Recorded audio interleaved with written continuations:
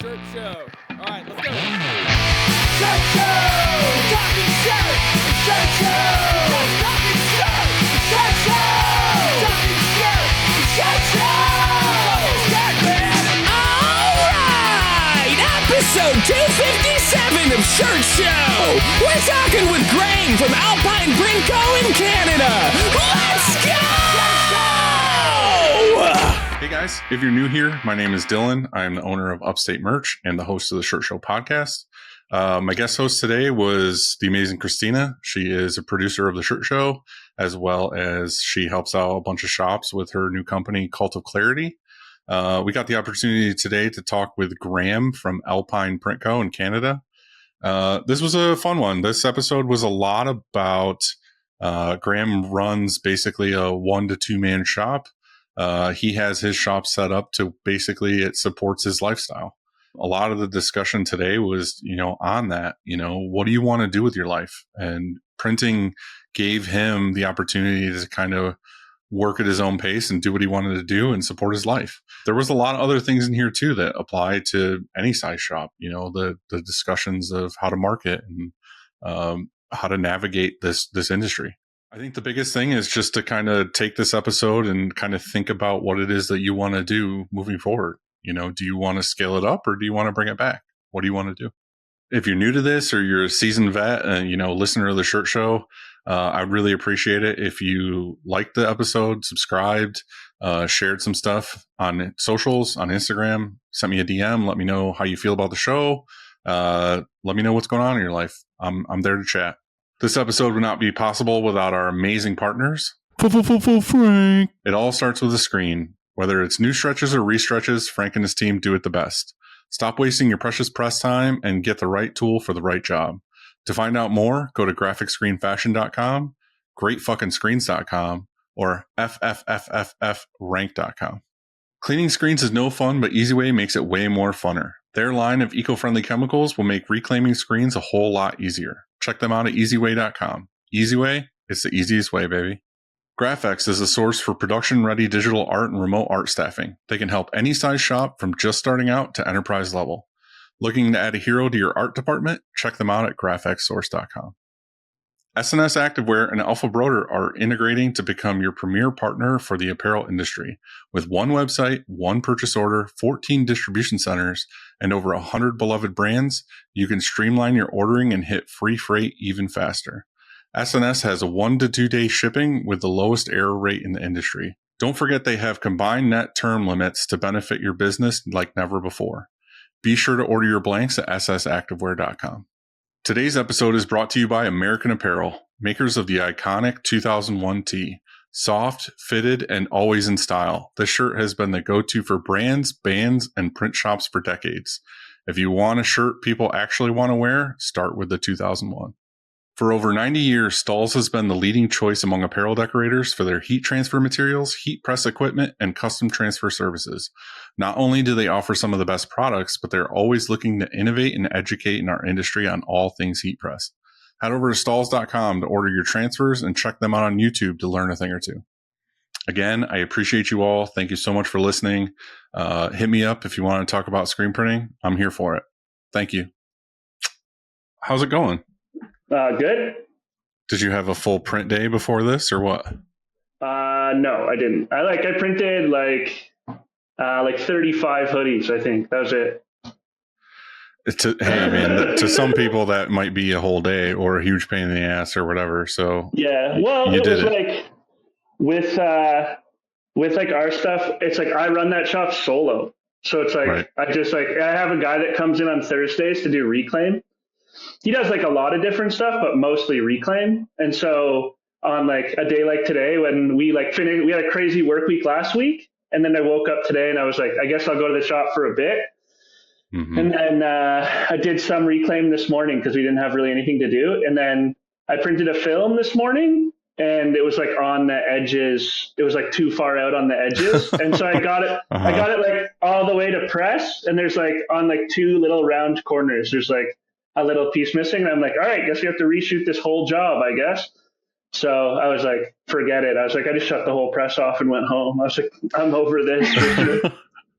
We have that every so often too, where it's kind of like, you think you got all your ducks in a row and then you show up and then like everything's like screwed up and you got to start all over.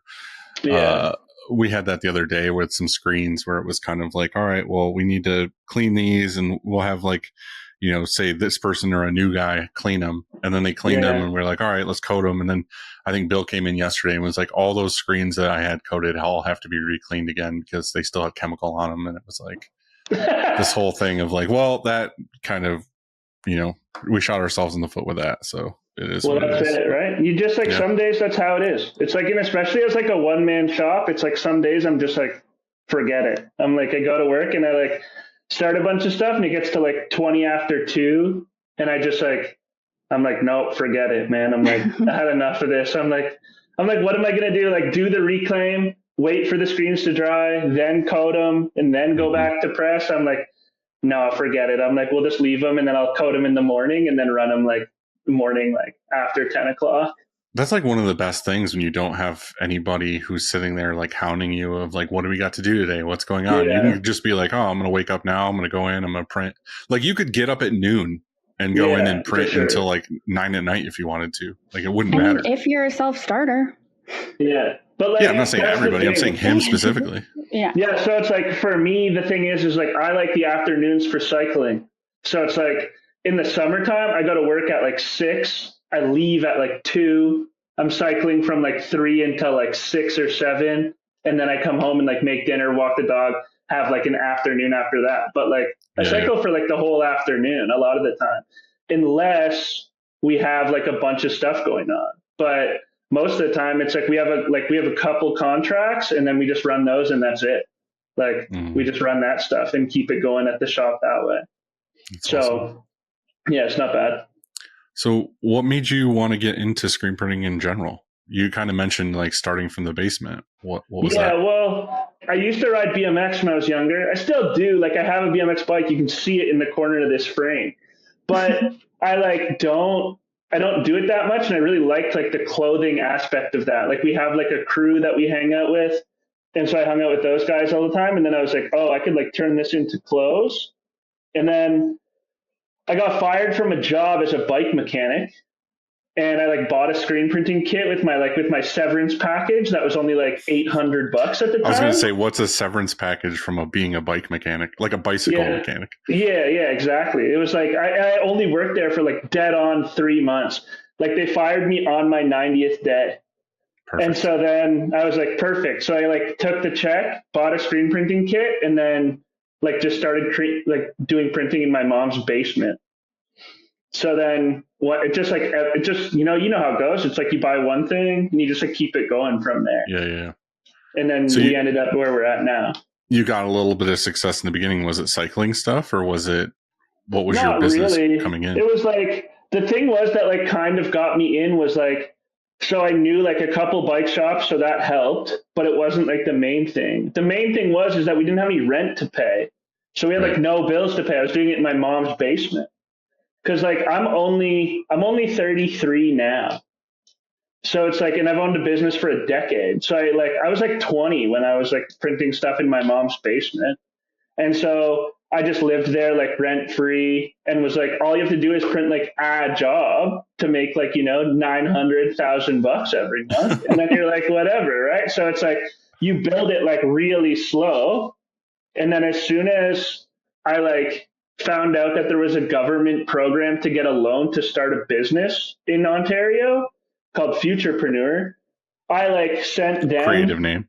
Yeah, right. Exactly. So I sent them like a business plan saying like, hey, can you guys just like look this over and like not send it in to anyone, just like look it over because that's part of the deal. You like write this business plan and then they give you like, I don't know, they give you a loan, whatever for it, but you have to write the plan and then you have to get approved. So I was like, hey, can you look this over for me? And they were like, yeah, sure. And then they called me like 2 days later and they were like, oh, we submitted it and it was accepted. And I was like, oh, I just wanted you to like look it over. So I got like thrust into the business. Yeah, but dude, that's the best response you could get to look this over is, hey, it's already accepted and you have money on the way.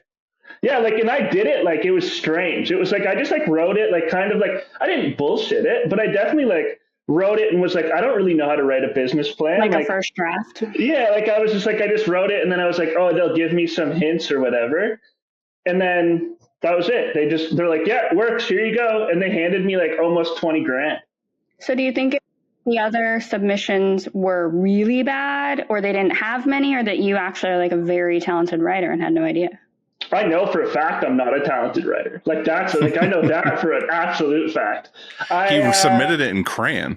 Yeah, like exactly. I put it in there like as like nothing. But yeah, I don't know. I don't know how it works. Like when people tell me like, oh, how does this go? And like, how did you get into this? And like, how did you get a loan and all this stuff? I literally was just like, dude, like honestly, it was a crapshoot. Like I literally just put it in like, and at the time, like my credit score was cranked. Like 10 years ago, I had like all this outstanding debt from when I was like an idiot of an 18-year-old. And so I was like, they're not going to give me this, like whatever. And like, it was fine. They just handed me the money. And I was like, all right, I guess this is like, I guess I'm on the right path, you know? Did they get like a stake in your business? No, they get nothing. Like that's the craziest part. It's a loan. It's okay. So it's like Futurepreneur is like, it used to have this thing called the Futurepreneur Mentor Program. So what you do is like, you write a business plan, they give you a mentor that's like already successful. And then you get all this money and you talk to the mentor and you like sort it all out. But I got the money and then my mentor like literally told me like right away, was like, oh, don't even open the shop. Like just outsource all of your stuff to another screen printing shop. Then and what the hell do you need the money for? That's what I said. So I was like, no, I was like, that's stupid. So then I like sent him a message and I was like, oh yeah, we made like this much money this month, whatever. And he was just like, okay. He's like, but why do you need a business then? Like, why do you need the whole thing? And I was just like, all right, man, like we're never having this conversation again. Yeah, like, that guy's a dick.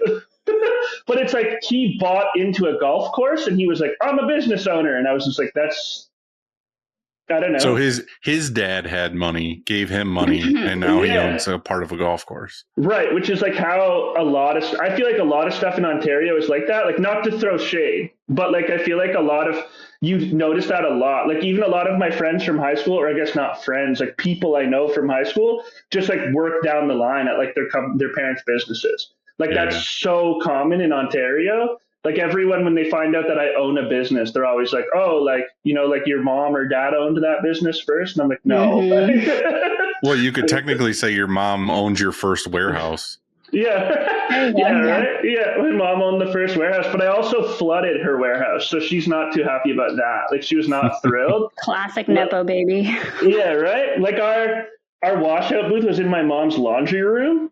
So it was like I had her laundry room and I had a garden hose connected to her laundry sink that I used to spray screens out with. I left it on one evening and it just flooded the whole basement. There was like an inch of water in the basement. My mom got up and like screamed at me and was like, what are you doing downstairs? Like go downstairs and solve it. So I had to while my mom was like getting ready for work, I had to clean up a flood in my mom's basement. Perfect. Was this before or after you decided to look for this money from the Futurepreneur? That was before. Like I found that out and then I was like, okay, like I kind of knew I always wanted to take it like farther than that because I don't know, you know how it is. Once you get your first like $900 check, you're like, wow, this is like what I would get paid for 40 hours of work at minimum wage. You're like, this is great. So I like immediately got into just like, I was looking at warehouse spaces and stuff. And then I was like, okay, now I got to pay for it somehow. Do you feel like when you were looking at this Futurepreneur thing that you were kind of in this spot of like, I wouldn't say like ignorance, but like when I first started, I just knew like, hey, like I know I can sell shirts, but I don't know jack shit about the business or like making a business plan or whatever. And I've always heard, I'm going to say this funny, like I've always heard of this like free money from the government thing, like kind of like you're saying, like, hey, they're willing to give you whatever. Yeah. So when I first got scrapped whatever money I had together to get this, you know, the silver press and this dryer and this garage space, the first thing I started doing was being like, well, I want to like grow and I want to do this. And I'll look into like, maybe there's a grant available. Like I hear this magical word called grant where I'm like, oh, that means free money that someone's going to give me. And the first thing I did is I went to like this, the small business development center or whatever. And I got hooked up with this lady who was amazing. Like Laura Davis. I don't know if where she is or what she's doing now. She used to be a professor at the university, but she kind of like gave her time to the small business center or whatever. Well, same kind of thing. I walked in there and I was like, hey, I'm going to need a business plan, because they give you the mentor up front. Like with you, they were like, hey, here's money and we'll give you a mentor. They were more like, hey, we're going to give you the mentor now to like kind of point you in the right direction of what you might need to do next. So she helped me like get set up with insurance. She helped me get set up with like workers' comp, like all this other stuff. Yeah. But she also helped me write a business plan. And the funny thing is, I sat her down almost like I set my accountants down and be like, hey, I don't know jack shit. Like, I have no idea what I'm doing. Like, just kind of point me in the right direction. And she was like, I'm just going to write your business plan for you. Like, you just give me like a rough outline of like what it is you want to do. And she wrote my whole business plan. I didn't get any grants. Like, no one ever gave me any money, but at least she helped me get legal. Because the problem is before that, I had got a notice, because the first thing I do when I have a business, I'm like, oh, I got to hire my friends. Yeah. So I had hired like 2 friends to like work with me, and I kind of put them on payroll or whatever I had to do, but I never had like workers' comp or anything. I was just like, all right, I don't know anything about this. And I got a letter from the government saying like, hey, we're fining you $50,000 for like not having insurance. And I was like, I'm like a year into business. I have maybe $50. Like, I do not have $50,000. So I wrote them back and was just like, hey, I'm a widow baby. Like, I don't know anything, like the whole, like, please don't hurt me.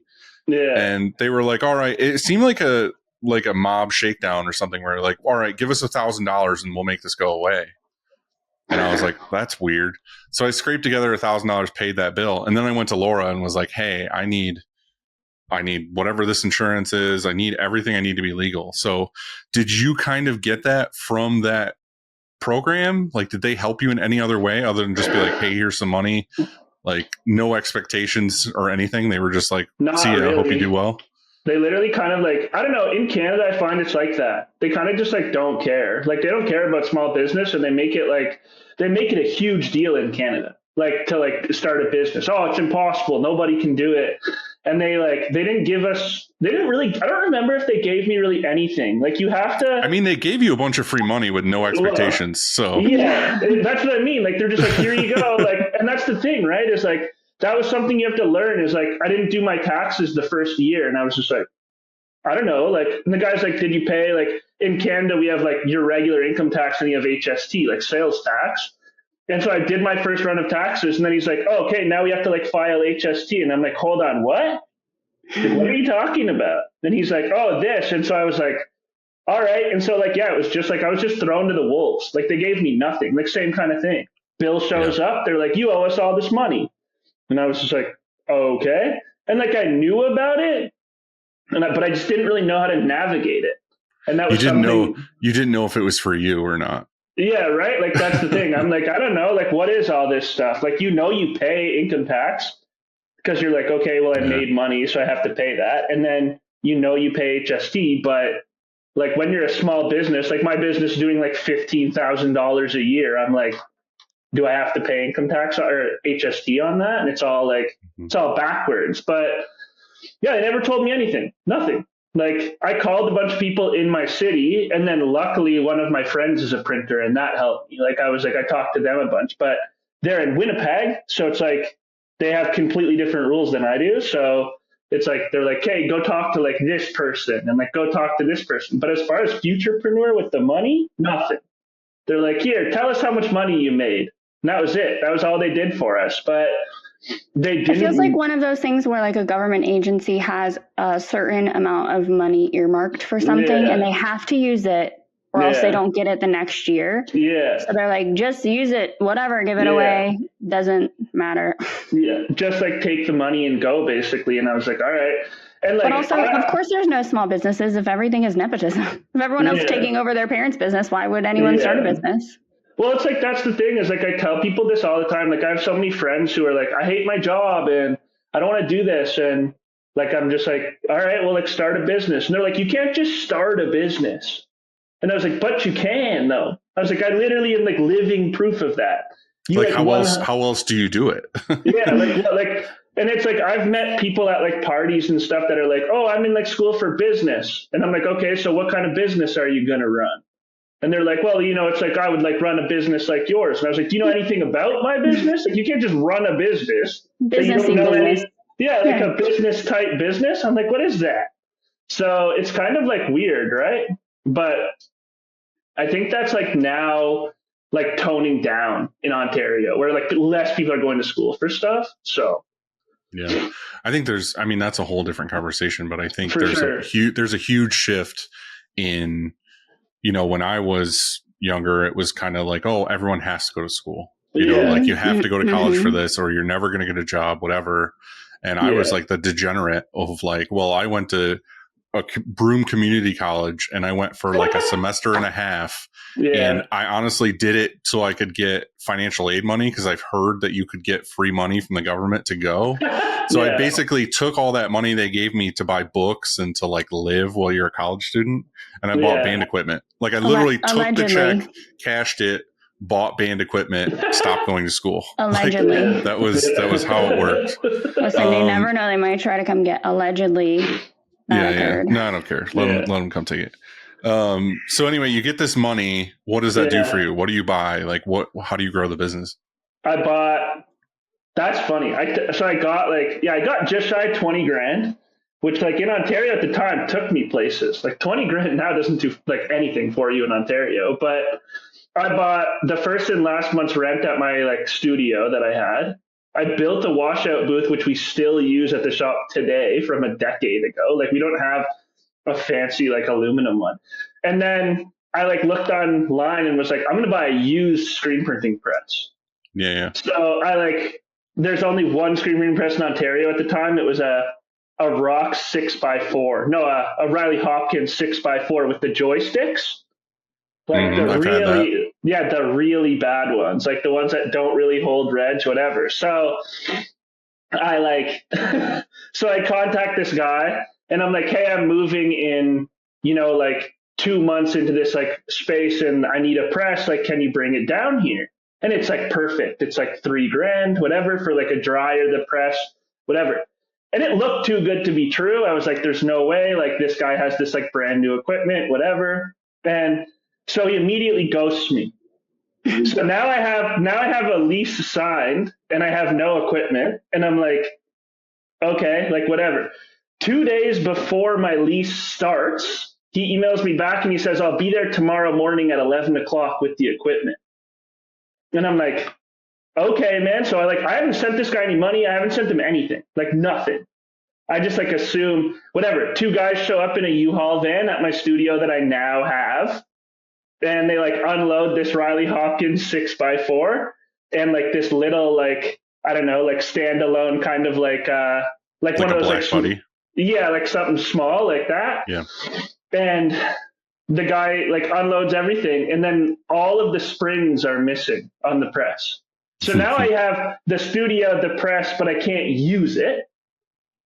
So I'm like, damn. Well, at least the springs aren't that expensive. Yeah, so I told the guy, I'm like, I'll give you $1,000 now.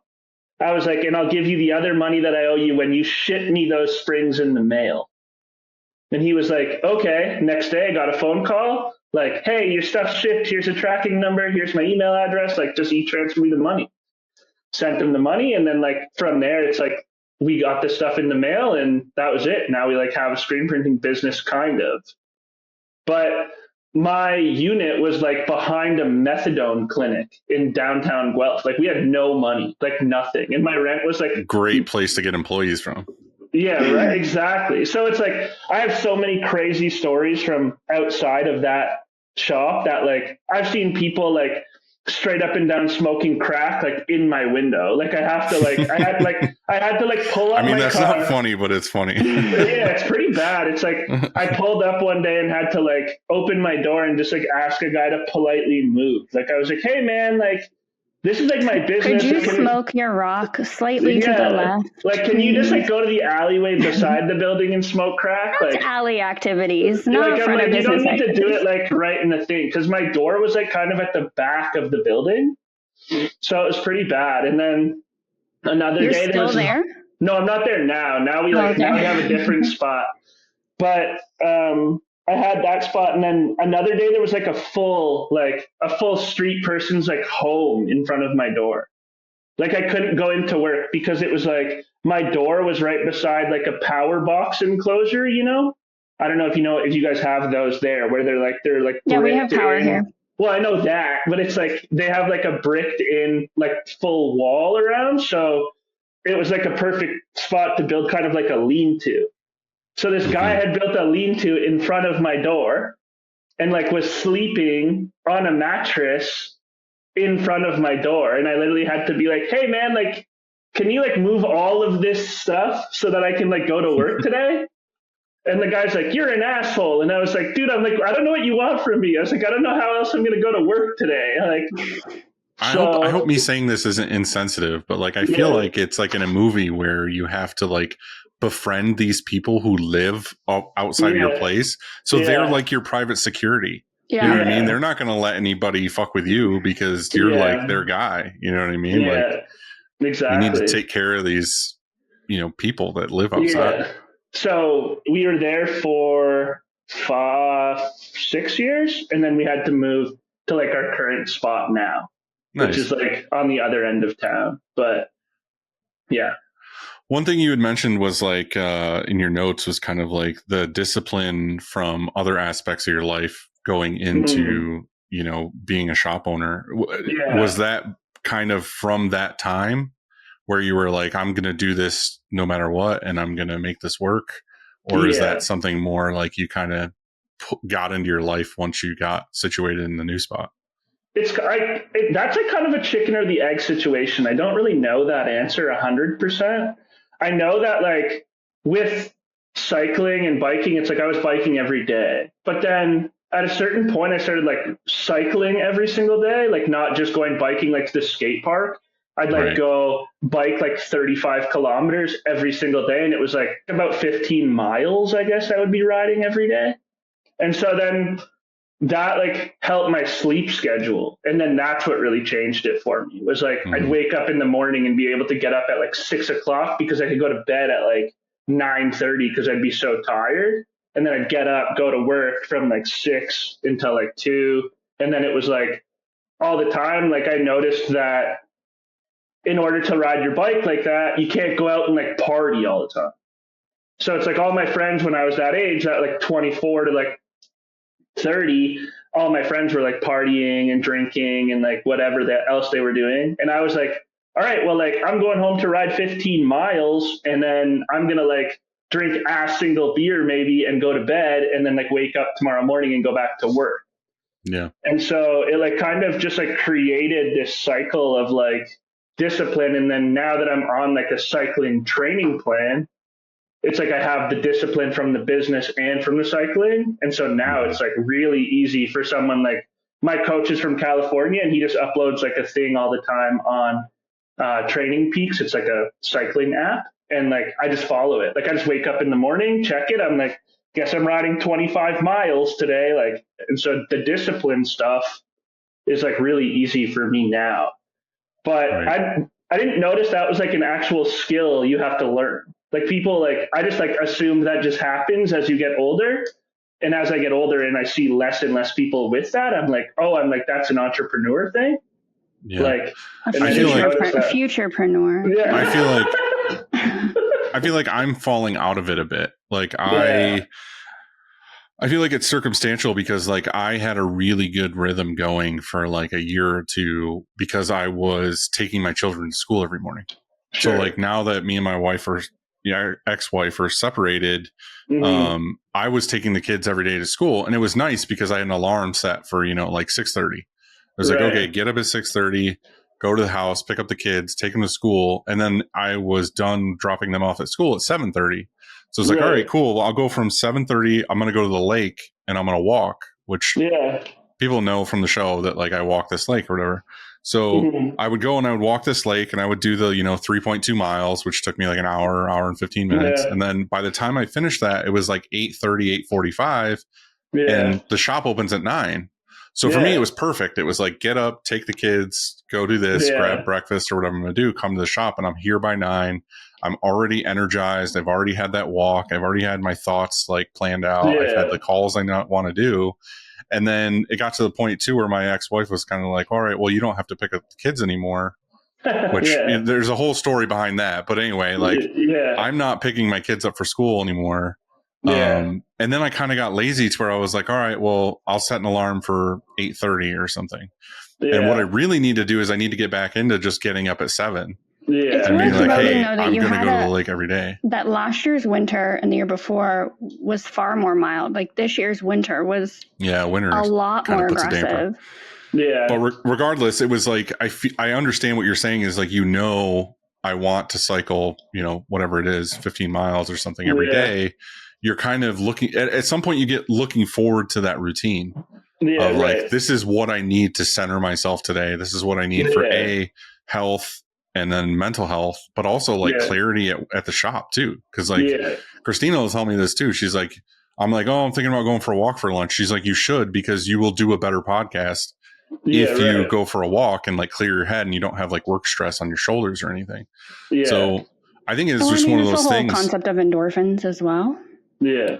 I think it's just one of those things that you kind of have to like at first maybe force yourself into, unless it's like a circumstantial thing like I have. But then once you start doing it, like you crave doing that every day. Like you would rather cycle than go out drinking or doing whatever because you're like, this will keep me doing what I'm supposed to be doing.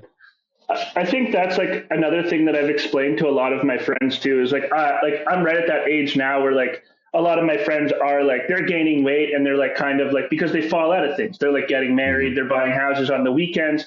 They're like, oh, I got to work like this weekend on the house and whatever. And people ask me like, how do you have so much time to like do all this stuff? And I was like, dude, I'll tell you right now, I have way less free time than you guys do. I'm like, I got a dog to walk. I'm like, I got to do all of my stuff myself at home. I'm like, I run the business. I'm like, and my training plan is not like, ride my bike for 50 minutes. Like some of my training plan stuff is like ride my bike for 3.5 hours. It's like, it's not like a small amount of time, but I make time for it. And then it's like, when you realize that you can like make time, you can also realize like, oh, like at the shop, if you don't spend, X amount of time, like talking to other people on like social media or just like doom scrolling while you're at the shop, it's like, you can get a lot done if you just like sit down and get to work, instead of like going to work and like, all right, now I'm going to get up and like go have a coffee. And then I'm going to like process some art. And then I'm like going to like do all this stuff. But like, if you go to work with a set plan of like 5 things you got to get done in a day, you're going to get all 5 things done. It's when people make lists of like 40 things, don't even choose the 5 that need to get done. And then they're just like, oh, how come I got nothing done on my list? And I was like, dude, if I looked at a list of 40 things, I wouldn't get any of them done. Yeah. Absolutely. Or even make the list in general. Like I found that, I'm 100% guilty of this. Like, I'm not going to blame this on other people, but like I have an inbox of things I want to get done, or I have a list on my desk. If I walk in to the shop without a plan or without a written list, again, just like you said, I might sit there and be like, all right, well, my first 15 minutes is going to be catching up on YouTube things. And then I'm going to get up and get a drink. And then I'm going to go talk to Brian. And then we're going to be like, oh, hey, we got to go get our threes in shooting basketball out front. And then we do that. And then I get back in and I'm like, all right, well, I'm going to check social media and all this other stuff. If I was to just walk in at 9 and be like, hey, there's my checklist, and sit here and just fucking cram through the things I need to get done, in all honesty, I would probably get all of my work done in the day by noon. Yeah. And then the second half of my day can be like creating a list of shit that I need to do for the rest of the week or tomorrow, or hey, maybe working on something new that's not just a day-to-day task. Right. So it's like you're saying, there like, has to be space for both, though. Well, that's what I'm trying to get to is like he's saying, as an entrepreneur or even anybody in general, is it's like if you go in with a mindset of like, all right, I'm going to get this done, then you go do the thing that you want to do to better yourself. Like me, it's going for a walk, or you, it's cycling or whatever. It's kind of like we make the time. People are just like, oh, you're off doing this and you're off doing this. It's like, dude, but I'm working on stuff like 24/7. I think it's like with that stuff too, like writing the list out helps. Like I'm an adamant list haver. Like I have books and books and books of lists, and like I have an employee that comes in 1 day a week, and like I gave him, like, just out of nowhere, I gave him like the same book and the same pen I use. And he's like just starting his business, and it's like really great. Dan's like, he's a fantastic worker for me. He like is killing his business. And I literally was just like, dude, if you just wake up in the morning and write a list of like the 10 things you think you need to get done today, or that you should get done today, you'll get done like 3 or 4 of them. I'm like, but if you only write 4 things on that list, you're going to get all 4 of those things done. Like you have an 8-hour day to get them done. You're going to get them done. So that's like something that I've realized is like, the list doesn't help if it's too long. The list doesn't help if it's too short. Like writing lists is its own skill. Like, and figuring out what works for you. Yeah, like what's gonna work, right? And like people are like, oh well, like I don't have a Google Calendar. Like I don't have one at all. And everyone's like, how do you live like that? And I was like, because like I know what's on the list.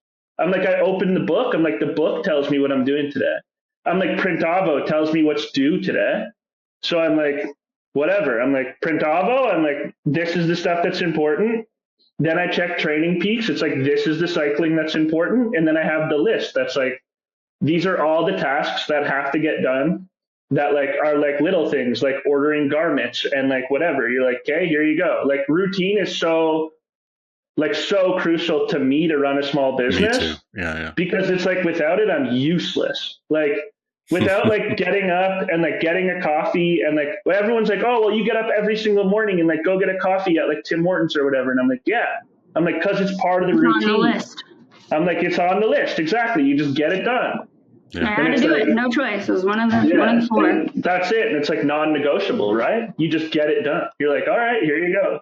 How do you recover if it's not a good list day? I didn't have a good list day today. You know what I mean? Like I went to work, blew a screen up and was like, all right, well, forget it, I guess. And I'm a huge proponent of like, just call it, man. Like if you're not going to have a good day, like just don't go. Like I'm over it. Like, you know, it's like you find out what's on the list. And I'm big on the list of like, what are the absolutes for the day? You know, like what has to get done today for me to feel like I can leave the shop and not like sit at home and it'll keep me up all night. Like prioritizing. So you're like, okay, like every single day, like as someone who runs a business themselves, like garment ordering has to get done every single day. Like no matter what, garments have to get ordered. You're like, okay, art can wait because you're like, whatever, I can run art tomorrow. It doesn't matter. It doesn't rely on someone else. Like I can run the art.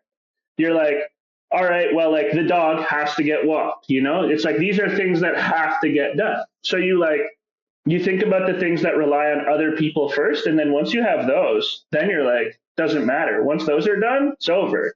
So if your A day is like, here, you have to get everything done on this list and it's completed, then that's great. But like, if your B day is like literally just like, oh, all you got done was ordering garments today, you still moved the needle. Like the needle was still moved today. And it's like, if you're going to be useless, it's like how in Europe, they talk about how they have like a 4-day, 8-hour work week. They tested that in like a bunch of countries where it's like you only go to work Monday, Tuesday, Wednesday, Thursday, and you only work for 8 hours those days. And productivity was higher than if you work on the Friday. So if you miss a day, it doesn't matter. It's not the end of the world. But like, obviously you want to have as many A days as you can. But like, if you burn out on a B day, it's like, I just like say, forget it. I mean, there are certainly a day or two where I was like, forget this and climb into bed. Fine. But 9 times out of 10, my B days are still full of things that I was accomplishing. Yeah. It might not necessarily have been something on my list. So what I started doing, instead of a to-do list, it was a got done list, because that helped me stay motivated during that day. So, you know, every couple hours I'd be like, okay, I accomplished this and this and this, like adding to the list instead of crossing off the list. And that helped me feel better about those days too, because it wasn't a lost cause. Things were being accomplished. They just weren't necessarily what I thought I would be getting done. Yeah. It's just allowing yourself to not do it. And I think that's the thing, right? As like someone like me and like you, it's like, you're set up like, all right, like go to work, get the stuff done. Like you're an entrepreneur, go to work. Like, get the stuff done. Someone's working harder than you. Someone's working longer than you. Someone already has more money to solve these problems than you do. But if you get stuck in that loop, then all you do is burn yourself out. That's all you do. It's like, and a big proponent of that too is to just stop thinking of those other people. Right. Like exactly. I get caught up in that all the time with like social media stuff or whatever. And it's like, I see this other shop that I respect doing something or got some new piece of equipment or they got some order or whatever. And then I get in my own head of like adding shit to my list that I'm not ready for. Yeah. You know what I mean? Like I need to just stay in my lane and be like, hey, I'm doing just fine. Like I'm okay growing the way I'm growing and doing what I'm doing. It's just, I should have my routine and I should have my list, but I also need to be like, where am I at in my journey? And like, how can I just kind of keep going in that way? Because the other thing too is like, you're only seeing what they want you to see too. Right. And it's like, they probably fucking ate shit hard before they even got what they're doing. And you're expecting to walk right into that. And it's there's not always the case. About like, the grass might be greener, but it's fake. Yeah. Right. It's like turf. The grass might be greener, but it's artificial. It's fake. So, and it's always like, I don't know, like as a shop that's our size, it's like we don't have a sales team. You know what I mean? So like some weeks we don't have any work, or like we have work, I would say every week, but it's like sometimes it's like our job for tomorrow is like 25 pieces, you know? And then it's like whatever, because we always have like, it's feast or famine for me all the time. It's never like, oh yeah, like it's like a steady 100 pieces a day, which would be great, but it's never like that. It's like, oh, here's like 800 pieces today, and here's 35 pieces tomorrow. You know what I mean? It's never like dead on consistent like that. Mm-hmm. And I always say, like, you go online and it's like everyone's posting like just stacks of t-shirts. Well, yeah, they're posting because they're sitting in their office not printing and they have time to post. And I made a post about that. And I was like, dude, we only really started getting big stacks of t-shirts like last April when we got our auto. Like we've only had an auto for 2 years. And it's like, we only really started getting big stacks when we got the auto in the door. And like before that, we were still posting huge stacks of tees all the time because like we'd get a job that was like huge every once in a while.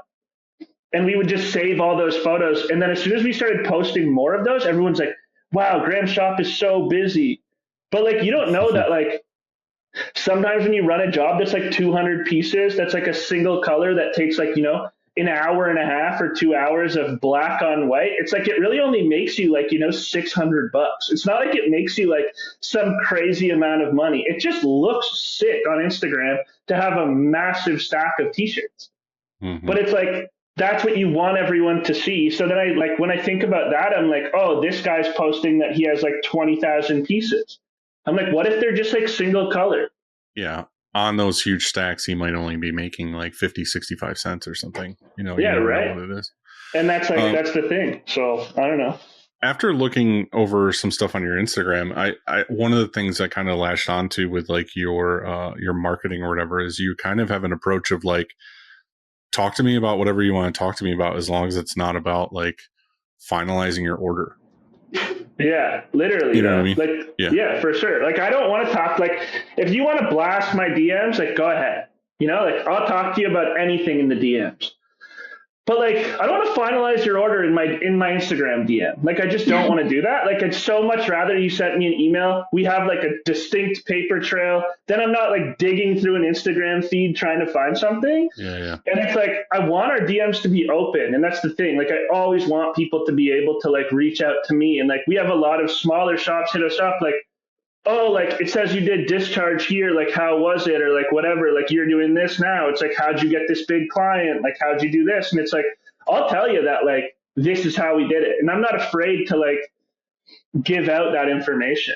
But the last thing I want is for you to message me and be like, oh yeah, can I like order 25 shirts like through your Instagram DM? And it's like, well, like I can give you like kind of a quote, but like you're not gonna like, it's not gonna get us anywhere because I'm still gonna need to repeat all of this on email, like later on. And it's the same with phone calls. Like on our website, on the FAQ or the FAQ, it literally has a tab that says, why don't you pick up the phone? It like literally says that on our website. Like we don't pick the phone up. I won't pick the phone up. Like if you call us, I'm not answering it. Is the drop down because I'm a millennial? The little arrow. I'm a millennial. I don't know. It's like as a one-person shop, if you call me, I'm like stopping the press. I'm stopping everything I'm doing. And it's like, everyone's like, well, then hire someone to do that. And I'm like, is your shirt order so important that I need to stop everything I'm doing? Like, probably not. It's not like a life or death situation for you to call me, right? Plus, you want that information in writing. Well, exactly. You can miss something or mess something up if it's just a phone, like a conversation. Like, I want everything in writing. I want CYA for sure. Yeah, and that's the thing is, like, I tell people this, it's like, we can have a phone conversation if you'd like to, but I'm going to repeat every single thing that you said to me on the phone in an email anyways, because we're going to book it over the email anyways. And I'm like, you're a business owner 10 times out of 10 calling me for t-shirts. I'm like, you're not making all of your money today on this merchandise. So I'm like, you're going to make some money on it for sure. Or maybe you're not. Like, maybe it's just a promotional thing. But like, I don't want to waste your time. Like, go, like, do what you got to do. I'm like, we can sort this out at like 5 o'clock when your work day is done or whatever. Like, I'm over it. Like, I don't need you to like take time out of your day to do this. Our process is quick. We can do it at like 5 o'clock. It's like 5 emails. We'll sort it out, get the order in the press, and that's it. You know, rather than you call me, you send me multiple DMs, you're like, you know, all sorts of stuff like that.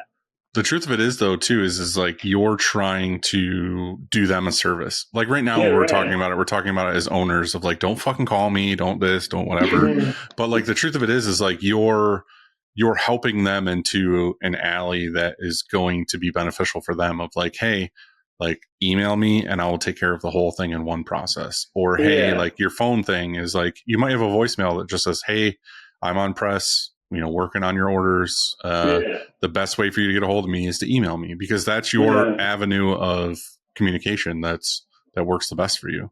So you kind of like, with your being like a one-man band kind of thing, like what is your approach to marketing? And like, are you doing like community stuff? Are you doing social media stuff? Are you doing paid ads? Like, we do what is your approach? Everything. Like, I haven't spent, I think probably in the 10 years I've been running this business, like, or like, I guess 7 or 8, like really, really consecutively, like as a full-time job with like no other stuff, we've probably spent like $300 on marketing total, probably. Like, we don't really spend money on paid ads at all. We did the main things that we do is like the social media stuff. Our following is great for that. Like, they're like heavily engaged in our posts. Like, we have great ratios, like whatever, that's excellent. We do like the coffee shop trick. Like, I noticed you guys talked about that on here, but like, we've been doing that for like a couple of years, where we just like choose a coffee shop and I'll just go put $100 on a card and just give it to them and be like, here you go. Like, whoever wants coffee, like it's on Alpine Print Company today, like whatever, we post about it. And then it's like, all you do is just like share it. Everyone shares it. We don't even hand business cards out when we do that. Like, we literally just tell the barista to tell people that, like, just tell them like, we bought you a coffee, like not a big deal. And it's more so like about the feeling of like, I just think that whenever we make a lot of money, or like whenever we make like a big chunk of money, I guess I would call it, I don't want to call it a lot of money because that's not what I do. But when I like make a good chunk of money, I like to give part of it away. Like, I just like, that's either like in a line at like Tim Hortons or like anything like that, like just like whatever. And so that's part of like my mindset thing is like, money, the flow of money for me is big. Like, I'm just like, okay, like here. And then, well, it's all marketing. It's just a different approach. You know what I mean? You're giving instead of asking. Yeah. And then the other thing too, is like, we try and do as much stuff that's just like value based. Like, if someone hits us up and is like, oh, like I want to make crop tops, but like I can't afford crop tops. Like, we'll tell people like, hey, like a t-shirt, like cutter, like a slicer, like is only like $12 on Amazon. If you just buy t-shirts, you can like cut them yourself faster than like scissor cutting them.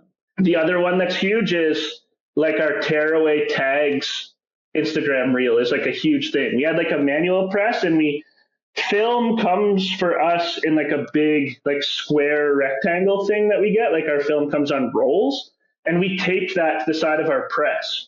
And so like, you could like peel it, run the care label, and then like put the tearaway label in the box. And that got like, that's a 9-second reel with like the stupidest sound ever. And it has 17,000 views. Like it was, and I'm like all the other stuff that we put in like serious work into gets nowhere. Gets like 1,000 views, and like all this stuff that like I shot like point of view on my iPhone, like this is what we're doing type of thing, and it's like it immediately like does 20,000 like plays, and I'm like, okay, great, like fantastic, like. You know, it's like it just lets you know that there's no rhyme or reason to any of it. It's just kind of like what works. You just try. But like, as far as marketing, we don't do like, we try and keep the socials updated. We try and keep the Google reviews going. And like, we just like try and keep in touch with contacts, like, because a lot of our work is for the university. So like with us, like a lot of the time it's like, it's a game of like cat and mouse, basically. Like, so a club will call us, get t-shirts for 4 years from us. And then like they change. And like on the last year, I always ask clubs, I'm like, yeah, is this the last year you're running this club? And they're like, yeah. I'm like, okay. I'm like, make sure you give the next person this business card. And they're like, okay. And then they give it to them. And that's how slid across the table with a Tim Hortons gift card. Of hey, make sure you tell the other guy. Yeah, for sure. Yeah, for sure. And it's like, we never change the prices on those jobs because they're like so easy to run. They're the same every single year. Mm-hmm. And so it's like, we don't change anything. We just send the same invoice to the next person. And they're like, oh, like, and it's like, we have to reteach our clients every year, or like every 4 years, we reteach a club client that same thing. But that's where a majority of our work is. I mentioned earlier that your Instagram was really nice. And what did you tell me? That I was like a photographer before I was a screen printer. Yeah, that helps to curate a lovely Instagram feed. It like helps, but like that's the thing. That's the most annoying thing about it, though. Is like we have all this fancy camera equipment, and it's never paid out for us.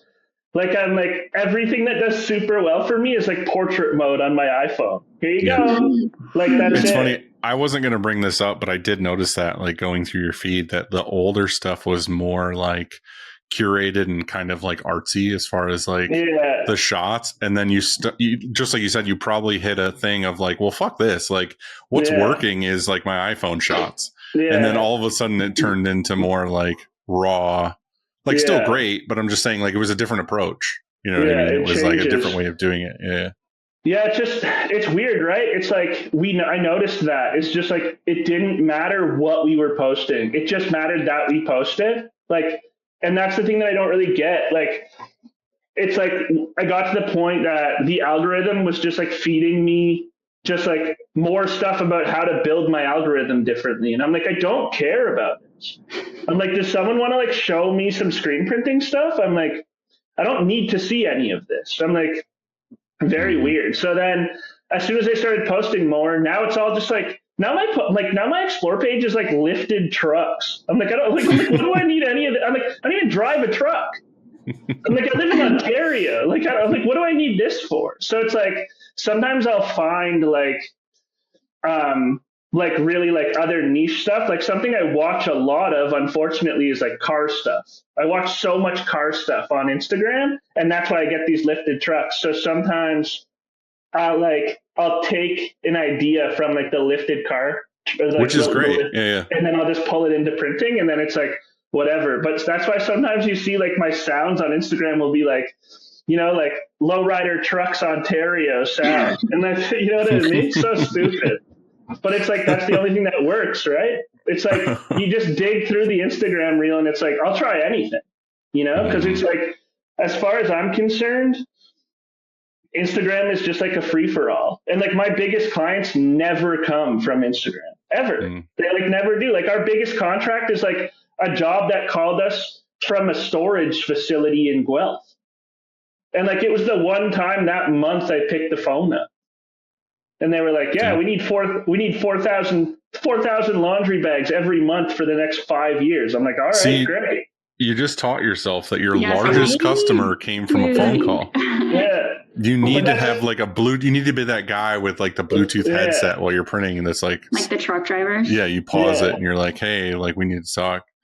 But like, yeah, that's our biggest job. But that's the thing too, is like that phone call started as like, I think it was like the guy just asked, hey, can you print tote bags? And I said, yeah, sure. How many? And it's like a storage facility. So I'm like, oh, like I almost didn't pick the phone call up because I thought it was a cold call for like storage stuff to a business. Yeah. And then they were like, no, actually, like, can you print us some tote bags? And they're like 4. And I was like, 4 tote bags? They're like, no, 4,000 tote bags. And I was like, oh, all right. Yes, we can talk now. I was like, now we can have a conversation about this. But like at that time, we had a manual press. So that was like our entire runway of production. Like I was like, I don't know how we're going to print 4,000 of these every month. Like I have no idea. Yeah, but it's tote bags, dude. Tote bags are so easy to do that. Yeah. That's a dream job. It's great. Like, don't get me wrong. It's fantastic. It's a better dream on an auto. Yeah. And it's like, yeah, then we bought the auto and like we bought the auto from some guy in Florida. It was like repoed. Oh yeah. And then it was like, whatever, some guy repoed his auto and we were like, all right, cool. Like whatever. So like, I guess our auto came from like someone in Florida had it and had bought it while they waited for their like 16 head one to get built. So they had like bought this, I guess, 810 that we have. And then they sold that to another company. That company repoed it, couldn't make the payments. And then we bought it after that. And like, yeah, our auto's like old. Our auto's like a 2018, 2019, has a million impressions on. Yeah, but it's getting the job done and it's working for you. It's like it's already paid itself off already. You know what I mean? Like we put 80,000 prints through it. So it's like, what do we care? Like it's fun, easy, awesome. Like done. I want to step back to the marketing-ish kind of thing for a second. And you had mentioned this thing that I thought was kind of cool. You had like this post basically about like core values or whatever, and you had like 5 core values, but there was one of them that kind of like stood out a little bit that I thought maybe we should talk about was communicate the issues, solve them in transparency rather than in secrecy. And I think that's what a lot of shops, especially like starting out, kind of do, where they hide everything. Yeah, they're like, fix something. Or they could just like not even have ordered the shirts yet, and they're like, "Oh, it's going to print and ship tomorrow." And it's like, dude, you're screwing yourself hard, because what if those shirts don't show up tomorrow? Like, what if this doesn't happen and this doesn't happen? And I've bitten the dust on this a ton of times, where I tell somebody like, "Oh, it's going to be on press," or "Hey, they're already shipped," or whatever. But really, all you did was like printed a label. And they're like, well, I scanned the label, or I put in the tracking for the label, and it says it's still sitting there. And it's like, well, actually, because we haven't even fucking printed them yet.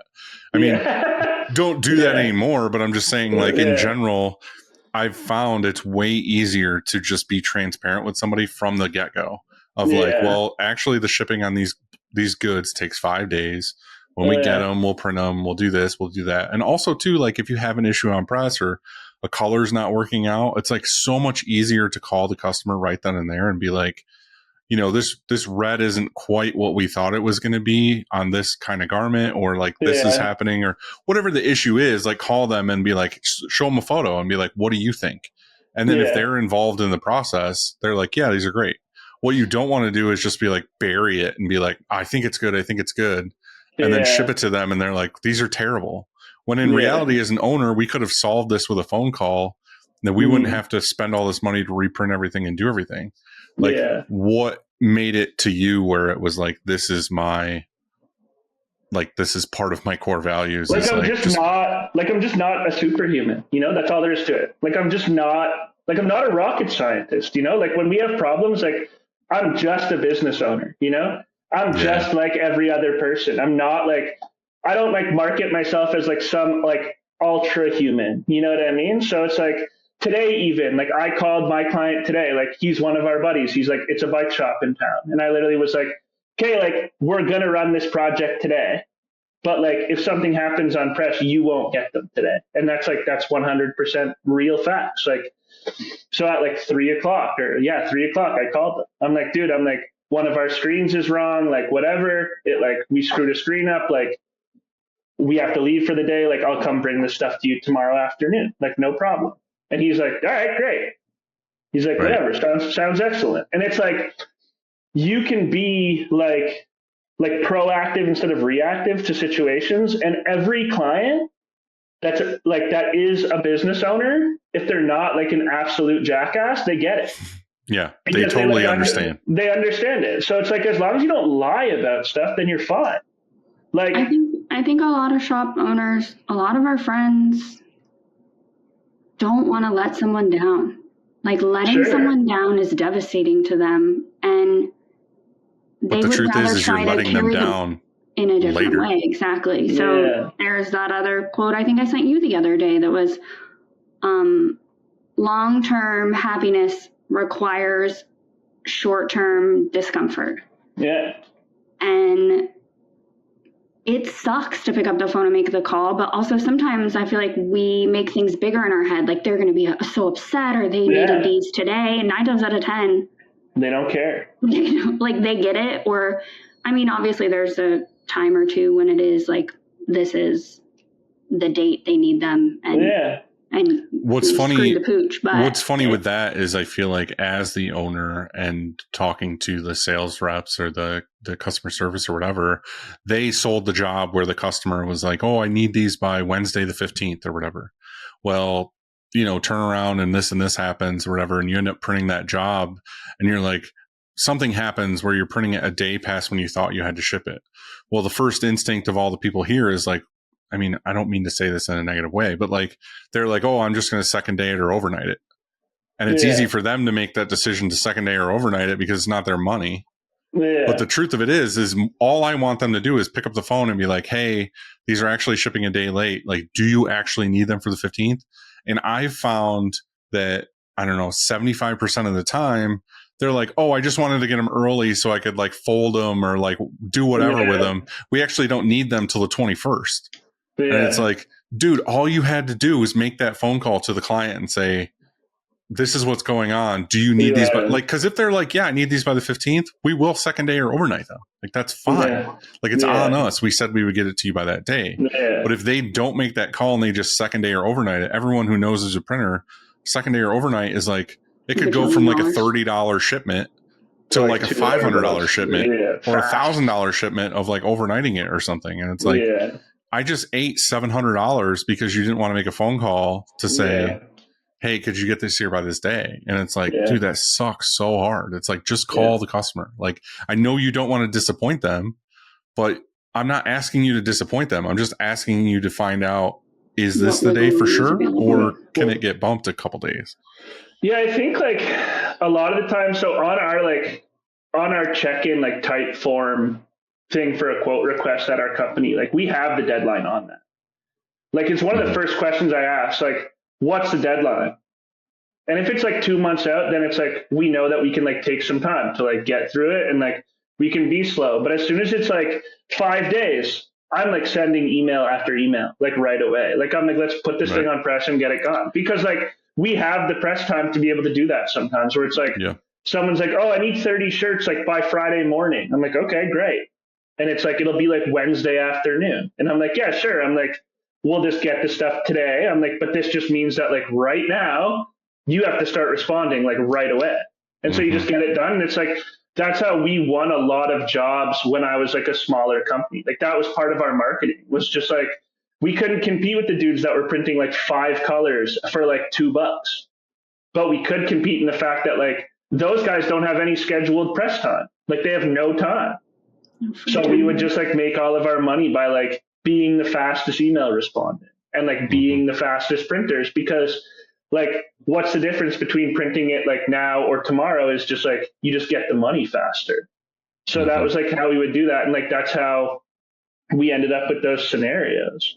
But I know that Dylan doesn't use Printavo. You use Printavo though, right? You mentioned. I do. Like, I use Printavo, but I don't know. I don't know how I feel about it. Like, it's a different call for a different day. But the shop that I used to work in, we use Printavo, and I noticed we had some issues because the production due date and the customer due date would be the same.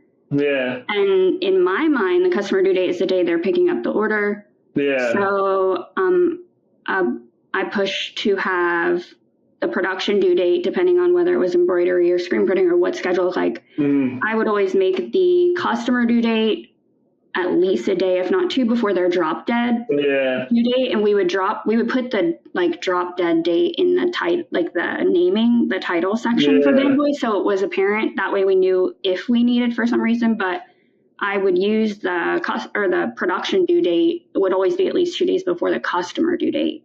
Right. And that way I always had some sort of buffer built in.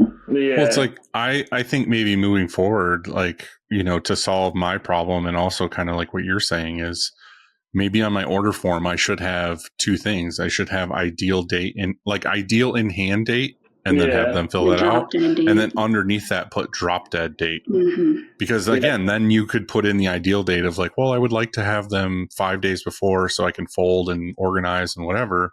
But my drop dead date for this event is the 15th. Like, or sometimes it's their experience with another shop, and maybe that other, maybe they're saying, yeah, this is the due date. This is when I need them. Because in their past experience, other shops or any other facet of life, like they needed something a day and it was delayed. So maybe they're even building a buffer. Well, hopefully no psychopath is like saying that they would like to get their shirts on the day of their event.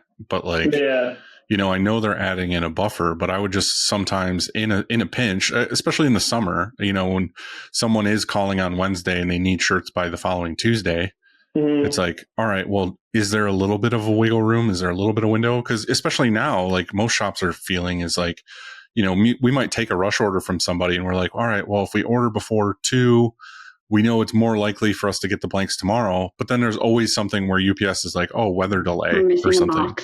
And the shirts won't come till Thursday. And then we'll get them and we'll realize, you know, oh, we're missing 2 shirts for some reason or whatever. And then it's like, oh, it's this whole, like, every day it's just adding a day, and then you're screwed. And it's like, all right, well, like, the shipping time is out the window. Our suppliers are pretty they're pretty up and down for that. Like most of the time they're pretty dead nuts for us. Like, oh yeah, this is the thing. But like the thing that drives me the most insane is like, we'll get all of the garments for a project and then like 2 will be coming from somewhere else. Yeah. And I'm like, oh, we're waiting for like 2 extra larges. I'm like, 2 garments. I'm like, this isn't going to press today over 2 garments. So like a way to combat that, what we did is like, we would just find out where we could get all of the garments from and then just book that. Like, that's how we choose suppliers. Yeah. It's like, I thought you were going to say we shut the lights off and then I leave and then I just go ride my bike and say, fuck it. Yeah. Well, it's like, so that's the thing is like, right away in the sunset. Yeah. Right. Well, that's the problem though. Is like, I don't know. Sometimes I tell people it's like with the auto, we could do like a week's worth of production in a day if I really want to. You know what I mean? If I want to like just do nothing but print, I could just print all day on Wednesday for the whole day, or like the day that Dan's there, Thursdays. I could just print all day on Thursday and call it a day. But the thing is like, I don't like that. Like I built my business to make money for me. You know what I mean? Like I built it to like work on my lifestyle, and that's what I wanted. Like, I never wanted to be like a huge shop that made like, it's never been important to me to be like massively rich. I like don't care about being super rich. Like if my bills are paid and I can like afford to buy some like nice bike stuff all the time, then like cool. And that's been great. But it's like the more people I tell that to, the more like, oh, you don't want to like work super, super hard all the time. I was like, no. I was like, that's incorrect. I'm like, I do work hard. I'm like, I just strategically work. I'm like, I just work like, I put the time in where I should, and it's like we put the time into the values that we care about, like the quality of garments and how they feel and how they look. And it's like our clients are happy with what they get, and we like make enough money to pay bills. So it's like everyone wins. But I just don't have that like need to like run 60,000 pieces through my press. Like I worked a factory job before I worked in screen printing. Like I don't need that in my life every day. And I think the hard part with that is like, we're taught at a young age, or we see these things, you know, we think we need to have this massive shop. We think we need to have this career. And it's only until we're like so far into it that we're kind of like, oh no, like, what am I doing? Like, this is the life I want. Like, I feel like I would like to teach my kids at 18 of like, what do you want your life to be like? Like, do you want right. Do you want to just like live in town here and have a nice house and just kind of like chill and do your own thing? Then like, what do you need to get there? Like, if you want to take over this business or start a new business or get a job or whatever, it's like, what do you need to do to make your lifestyle work? Like, why are you going to be like, I have to start this business and I have to get to 2 presses. I have to get to 10 employees and then I have to buy a warehouse and I have to do this. It's like, why? Like, what are you chasing? Like, why do you need to have 10 autos and 300 employees? Like, like, is your goal to own a fucking super yacht? Like, what is what is your end T-shirts is thing not here? the way to get there, I don't No, think. but I'm just saying, in general, like, maybe it's start like real estate investing or like building lifted trucks if you want. It's like even me. I think about it in my business where I'm at of doing this for so long. It's like all I want now is to have the shop that I have now, but have employees that want to run everything and be here, but to make enough where everyone makes a good salary and everyone's happy. Like in reality, all I require is money for travel and food. Like that's it. Like I don't wear fancy clothes. I don't have a fancy car. Like me and Christina were talking about yesterday, this like new electric slate truck coming out. And it's like, she sent it to me because it has crank windows. Like I that's all I want. Like I just want basic shit to get me from A to B. Like I don't need a fucking Maserati. Like it's not in the car. I did also tell him that slate is the word Tesla mixed up. Or it's because it's a clean slate. I mean, but also it's the same letter. It does work out nicely. I read a book called Small Giants. I don't know if you guys have read that. That's like it's a book. That sounds amazing. It's like how to be extraordinary instead of big. That's like, and like a dude, one of my clients like taught me it because he owns a logistics company, like a trucking company. Mm-hmm. And he has 8 employees and they do $2.5 million a year. And he works from home for like 3 hours a week.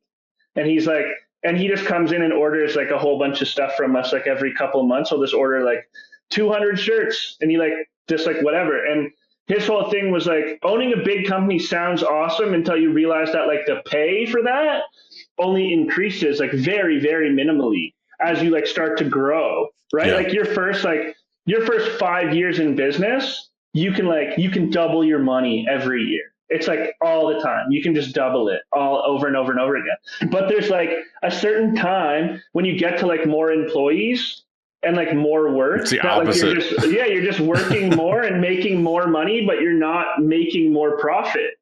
And so when I decided, like, I read that book, The 4-Hour Work Week by Tim Ferriss, which like everyone's read it. It's like the first thing they talk about in that is like design your dream life, figure out how much money that's going to cost you, and then make that much money.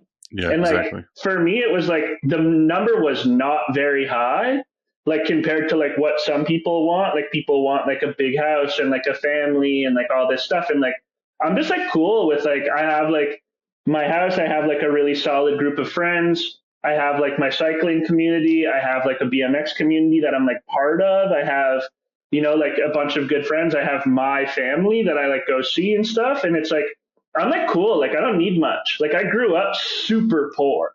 So it was like, having what I have now, I'm like, I never even thought I'd be where I'm at now. And so it's like anything after this is like a bonus. I'm like so thrilled about it. Like, and I've been trying to tell so many entrepreneurs that it's like, you don't have to like, your entrepreneurship journey doesn't have to include like working 60 hours a week and like working 80 hours, like, because like you need to afford your like big mansion and like your big house. It's like that. It's like that bro, like hustle mentality of like never stop grinding. And it's like, dude, just fucking chill out. Like maybe if you weren't just fucking pounding creatine all day, like you would be all right. Like fucking, you know, just eat a chicken sandwich once in a while and like chill the fuck out. Like have a chocolate shake. Like life isn't that serious. I remember we had a couple on and they had grown to like 2 or 3 presses.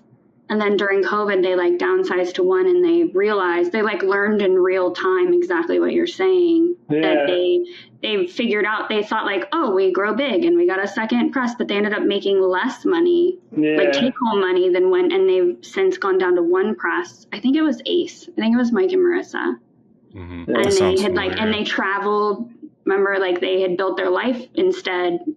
They had that mentality that I feel like was engineered into most of us when we were little. Like this is what you do and you build a business and you grow big and you make lots of money. And they learned in real time that that was not the case and they were backtracking.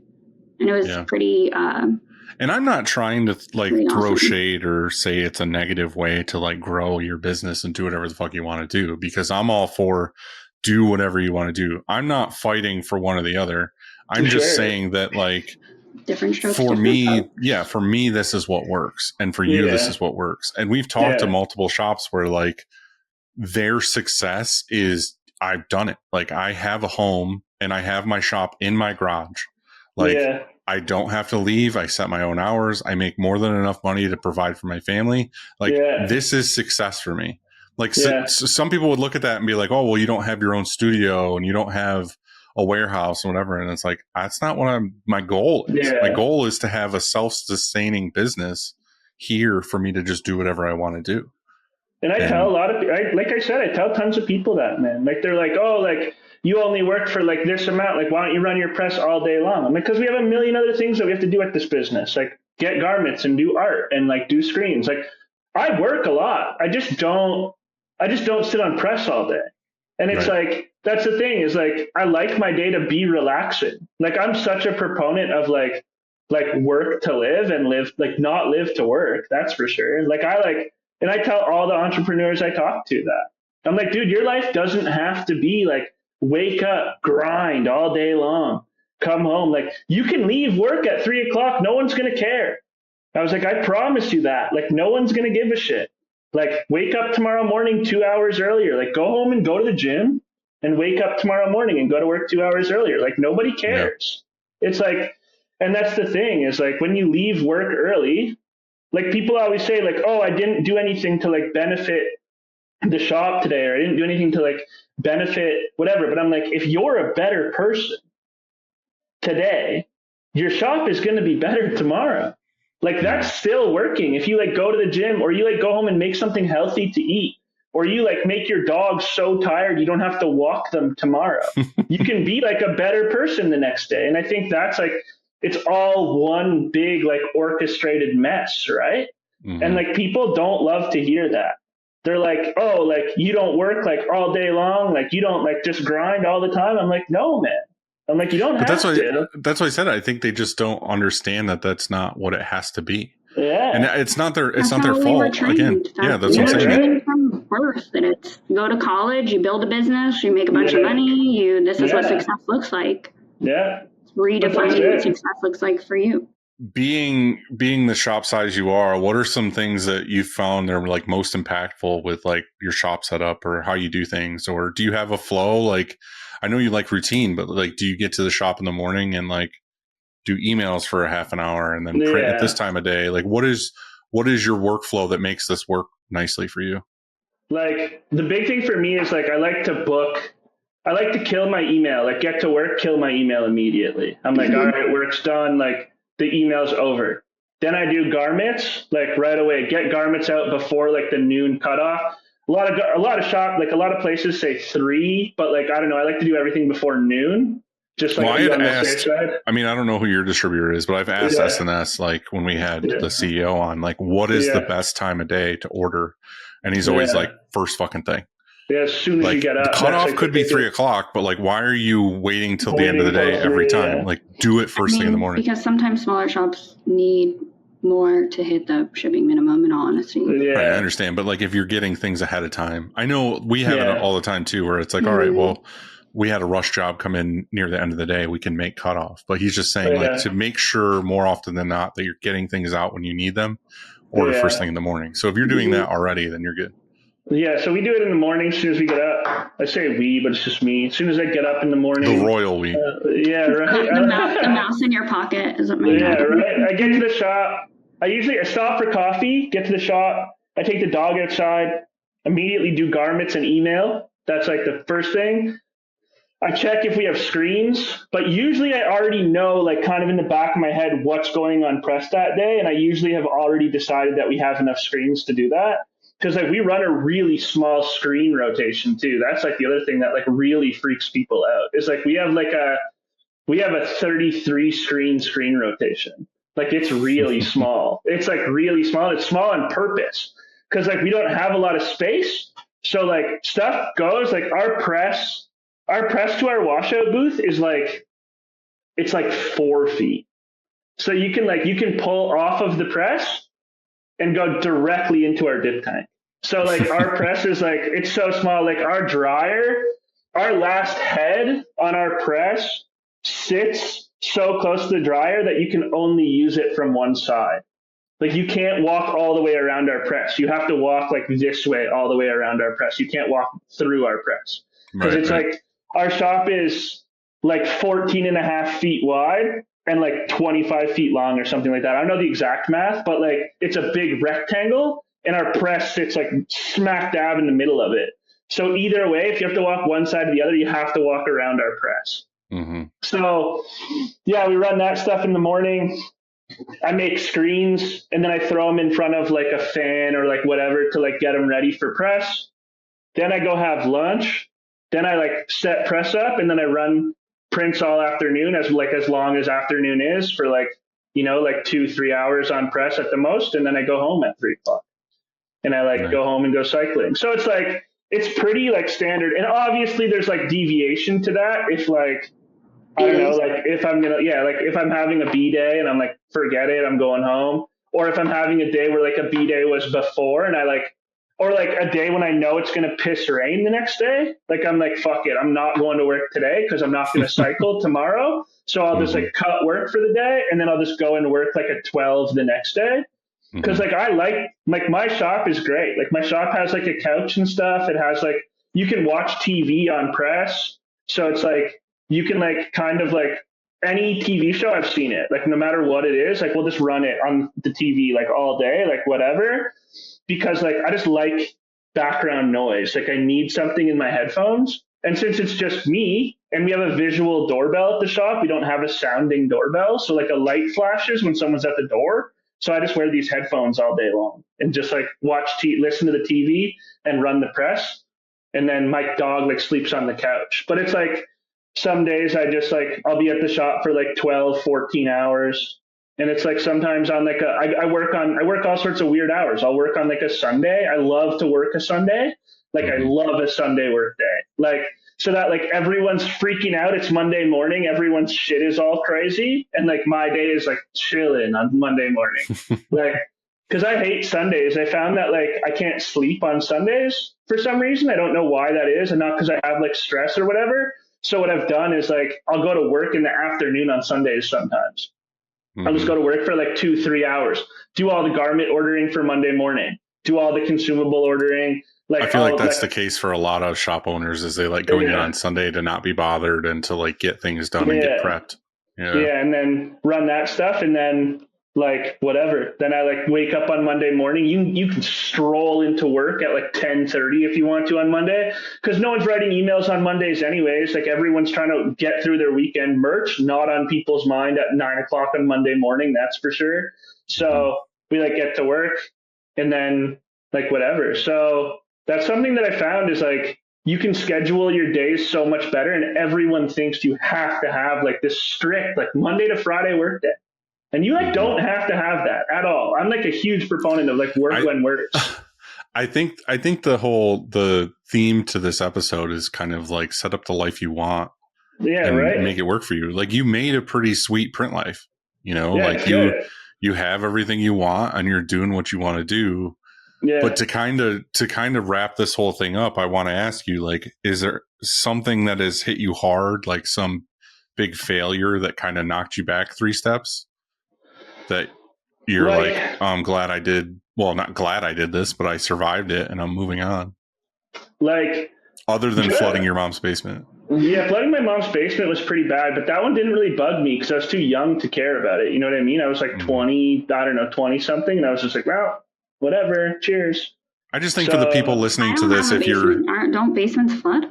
Don't you like a not always, not supposed to. They're not supposed to. And like in Ontario, they don't really. Like in Ontario, every house has a basement. It's like, and like houses, like 90% of my friends live in basement apartments. Like that's like a thing. Like most people live in basements here. It's like super common.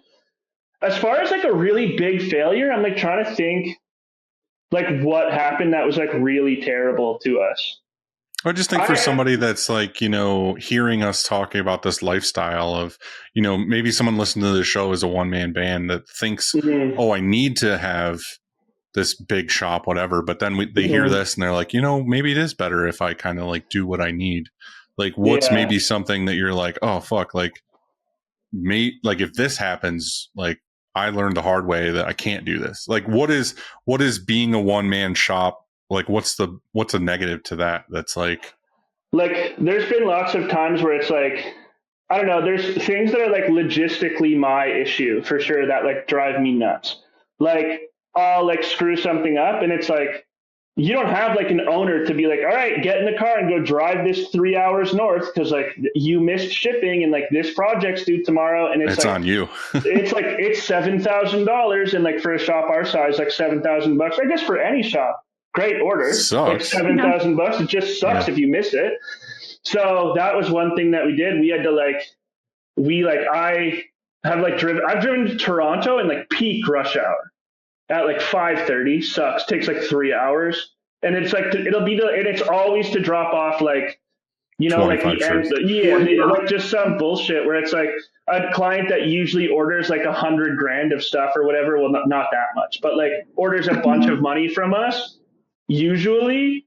And then it's like they've put this like small order in and it's always that one that you like leave to the last second and then you're like, oh, damn it.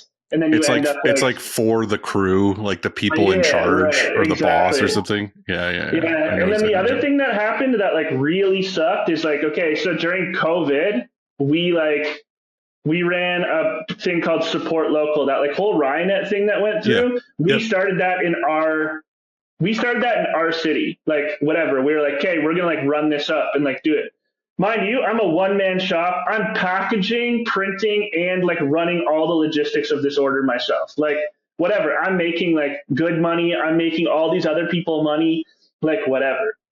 Mm-hmm. I like package all these orders up, like 400 t-shirts, and I put them in our lobby of our print shop because I was like, you know what, like our lobby's like pretty safe. It gets locked every night. Like whatever, people can just like come in and like we told everyone like they're by numbers. So you're like, oh, I'm order like 405. You just like go to the end where it's like order 350 to 400, pick up your order, like you're all good. And one of the last weeks of that, we had someone in the methadone clinic next door that like is the office. Listen to this, is like the office didn't lock that lobby door. And all of those shirts got stolen. Every single one of them. So we lost all of the money that we had already donated to every single one of those people. And we had to refund all of those people. So I refunded all this money. So I basically supplied support for like 400 people worth of t-shirt printing to a company. And then had to refund it. And all these people were like, and we like got bad Google reviews about it. Oh, I never got my t-shirt. Like, I never did this. I'm like, dude, like, and like, I was like, I have no idea how to figure out whose shirt was stolen. Like, I have no idea. Well, they're looking at it as like, oh, he's using the old meth head excuse. Like, yeah, right. And so then I put a social media post out. And I was like, dude, if you didn't get your t-shirt yet, it has been stolen. I was like, all you need to do is like fill out this form and I'll send you your refund today. I'm like, but I have no idea which one of these shirts were stolen. And I have no way, like complete honor system. I'm like, here you go. And like, that was the only thing we could do. Like, what was I going to do? Just like not hand out that order? And I thought for sure that was it for us. Like, so I was like, oh, this is the end. When I asked you for like a tip or something bad that happened that other people can learn from, the only thing I can think is to like watch out for meth heads. Yeah, that's like a big thing. Yeah, like there's a lot of things I can say that like contributed to our business like being successful, and I think a lot of it just has to come down to like just like decide how much money you want to make, and like figure out what your like ultimate day of your life looks like. And then just build your customer base and your business around that. Because like at the end of the day, like you can work nonstop every day and make a ton of money. Like anyone can do that. You can go be like a CN rail operator and make $140,000 a year. Like whatever. But are you happy doing that, or are you just doing it to make money? Yeah. And it's like, that's what I tell all sorts of people. I was like, if you hate your job, I'm like, what's worse? I'm like waking up every single morning, going to a job you hate, or being poor. I'm like, name one. I'm like, because right now you honestly aren't making that much money and you hate your job. I was like, so what? I was like, where's the middle ground there? You're just I was like, you might as well like your job and be poor, or be really rich and hate your job. Like you can't have, there's no reason to have both, you know, right, like, exactly. And so I always tell people that we all know lots of people who have both and for just sure, fucking 100%. live in it. But I think like another thing I just want to clarify in this episode is like, it sounds like I go to work in the morning for like 2 hours and then go home. Like I do work hard. It's just that, I believe you. Yeah. I just work I work in a different way because it's more important to me. Like it's just like, and it's great because like I just want people who would talk shit about that are going to be people who are jealous. But it's like, I think that's just like the whole thing. It's like me and Pierre from Press Time are like good buddies. We talk all the time. And Pierre literally was just like, dude, it's the like one thing I can like really, not the one thing, but it's like the thing I respect the most about you is just that like you've decided what it is that you want to do and like how you want to do it. And you just do it every single day now. And I'm like, yeah, I'm like, that's it. I'm like, I just decided what the values were. And like, I just push them along. And that's so important to teach people. Yeah. Do you happen to have a shop hack that you might be able to share with people? I wrote down like a whole bunch of different ones here that I like that I wrote down some that you mentioned throughout this episode in case you didn't have any. Yeah. So like the one thing that I really like is ordering garments from the suppliers that like, if you're ordering for 2 different orders, order them from 2 different warehouses. I love that shop hack. Like you just order, like if you have 2 jobs that are both Gildan Soft Styles, you can order them, like you order the one from like British Columbia and you order the one from Ontario. And since you don't pay shipping, once you're over $300, no matter where they come from, they're already sorted when they get to your shop. That's like something that I love doing. The other one is like, I custom bought my coder for my screens. Like I bought one that was custom made like an inch wider than they usually are. And so now we don't run any tape on our screens, like literally none. So like when you coat them, my coating, like my emulsion is wider than my platen is now. So because of that, we don't have to have any tape anywhere. So like we have no tape on the tops of the screens. Those are the ones that I like the most. And then like the other one that I use is Pre-Press Pro, which is like that thing that Corey developed. But it's my favorite thing. It, like you just press a button, run a script, and it just does Can your you art explain for that you. a little bit? I'm not sure what it is. Pre-Press Pro is like a script that basically you start like with your art, whatever, you pull it into Illustrator, whatever. You press, like you can run it on a shortcut on your keyboard. So like whatever command, like F or whatever you want to use. And then it pulls up like a small dialog window. And it's like, where do you want registration marks on your art? Do you want the swatch colors on your artwork as well? And then like your mesh counts on the top right-hand corner as well. So you can like just press one button. It's like we process artwork in my shop, and like honestly, I don't think I've spent longer than about like 35 or 40 seconds doing art in the last probably 2 years since I started using Pre-Press Pro. It's like it's automatic registration marks. Like we used to use like where you put a template and then you drag your art onto it. That's how we used to do it. But now we just like press a shortcut on our keyboard and it automatically adds everything to it. And we just so it's like when you get a piece of vectorized artwork, all you do is like, all right, 10 inches wide, you like press your shortcut and then it's just like right to the printer. And that's it. That's the whole thing. And then it's done. It's like, because it automatically puts registration marks like right in the center of your artwork, and it adjusts your artboards for you, and it shows you what like mesh count that it needs to go on. It's the best thing ever. And it's like, it's on Corey's website for like pay what you want for it. And it takes like 5 seconds to install. It's the best. It's like, I don't know. It sounds like I should have an affiliate link for it, but it's like, honestly, it's wicked. It's like anyone I show it to is like, where'd you get that? I'm just like, oh, it's just like a thing. Like someone just made it. And I think that's like something that screen printing needs more of, is just like people just like making like small stuff like that. That's so simple. Like, I don't know how that wasn't made before this. That's like what Markot's trying to do. There's a bunch of people doing stuff like that, but it's just making like free tools for the industry is like super awesome. Exactly. Which I think is the best, right? It's like anything that's simple, like anything that's like fast that like used to be a manual task. It's like the same thing as like text expander on emails. I don't know if any of you guys use those, but like it's the best. You literally just like write like, I don't know. I always just write like hashtag price and it like gives someone my whole price list. here you go. And it's like, you don't have to write anything. I used similar to that, the keyword replacement on the keyboard on Al at Custom Crewwear in Fort Myers, Florida. Yeah. She has customers all the time, much like you, potentially in DMs, in text messages, always sending her information. She's like, and I lose it and I miss, whatever. Yeah.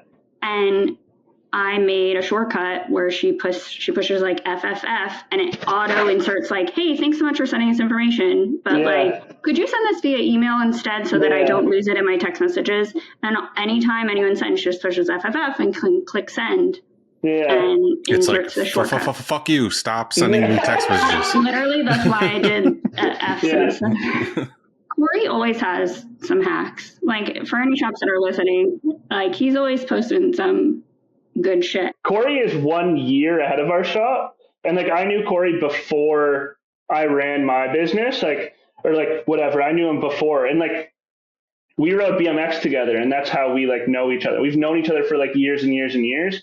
And it's, like, kind of funny. When I first started my business, I, like, didn't tell him that I was, like, going to do screen printing. Because I was like, I don't want you to know that, like, I've, like, copied what you're doing. Like, I was like, I don't want you to know that. So then, like, one day I posted on Twitter and was like, oh, yeah, does anyone know anything about screen printing? And Corey was just like, hello, man. Like, I literally own a screen printing company. Like, you're an idiot. And so then I, like, started. So me and Corey talk, like, almost all day. Like, all day. It's, like, me and him talk every day. And, like, me and Pierre don't talk as much as me and Corey because I don't text Pierre. But it's just the Canadians.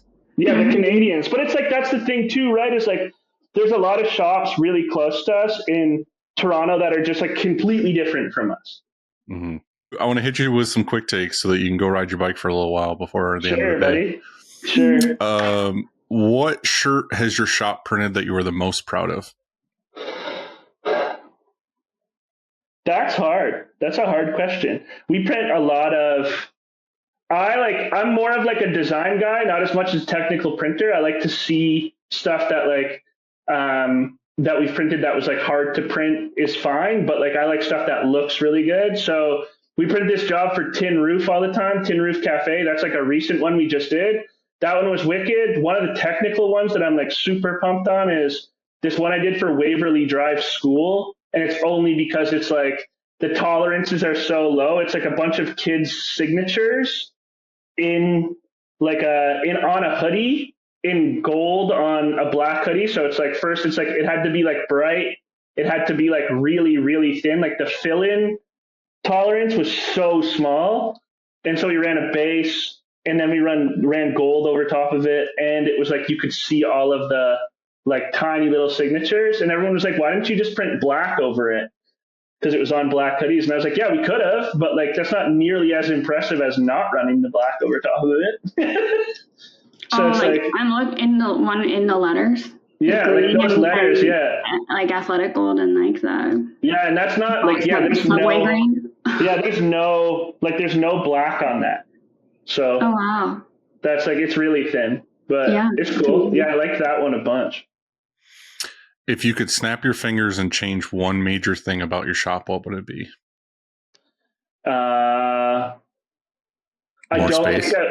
I definitely don't think I would have signed my lease for 5 years. I don't think, because I don't love our shop the most. And I think what I also would have done is had a lawyer like really look over our lease. That's the main thing. And I think also, I think that's it. Oh, I also wouldn't have financed a vehicle. That's like the one thing I hate every day is that I have a financed vehicle. But it's like I could get rid of that. But mostly the lease. Just because it's like I pay in Canada we pay obnoxious money for cars. Like I drive a VW. Like it's not anything crazy. It's not like some fancy like Maserati and it was $1 million. It's like it was like $30,000. It was so stupid. So, but our lease is the big one. Snap my fingers. Don't sign a 5-year lease. Sign like a 2-year lease. And like move out way sooner. Yeah, that's what I would have done for sure. The very least, drop that into ChatGPT now. Last one. Yeah. Top 4 favorite movies of all time. Superbad is the first one. That's a fantastic film. Layer Cake with Daniel Craig. What did I watch recently? Obviously, like all the Harry Potter films. Those are fantastic. I watch those like frequently at work. Have you ever been to like Harry Potter land at like Universal or anything? No, like that's the one that's like on my list of places. If you are a Harry Potter fan, it's fucking amazing. Yeah, it seems crazy. Like I've never been, and it's like it's on my list. Good. Now that I have like a little bit of money and can do things like that, I'm like, all right, this year we're gonna go. I just haven't been. All right, I need number 4. Yeah, number 4, Harry the last Potter. one. Yeah, Superbad and Layer Cake. What's the last one? I'm trying to think, like, what's another really great movie? There's like a bunch of like cult classics that I could say that are like everyone's favorite movies, like A Place Beyond the Pines and things like that are great. But like, I don't know. Yeah, that's a pretty good one. The Place Beyond the Pines with Ryan Gosling. Mm-hmm. Is that even who's in that? Is that right? Yeah, he's the main character. Yeah, I thought so. I always get that one confused with him and Ryan Reynolds. The Canadians. All the Ryans. Yeah, right? Yeah, exactly. Yeah. Great. Well, dude, I really appreciate you coming on and doing this with us. This was a great and eye-opening for a lot of people who are kind of smaller or even larger and just kind of want to step back and maybe think about what it is they really want out of their life and what they want to do. So. Well, that was like what I wanted to get across here is just like, you don't have to like, I think a lot of screen printing is built on that. Like, I think a lot of it's like volume. That's what everyone talks about all day long. Volume in here. Like, How much more money can you make? How many more t-shirts can you print? How many more presses can you have? How many more employees can you hire? Like, how much more of everything can you do? And that's like not how I run my shop at all. Like, I like to do stuff that's like high quality, and it's like done quickly and it's done effectively, and that's it. It pays the bills and you're happy and you can go home and do what you really want to do. And like the one employee I do have is paid very well and he's happy, and like that's enough. All of our clients are stoked, and so that's all there is to it, you know? Nice. Yeah. Well, I appreciate you, man. Thank you for doing this with us.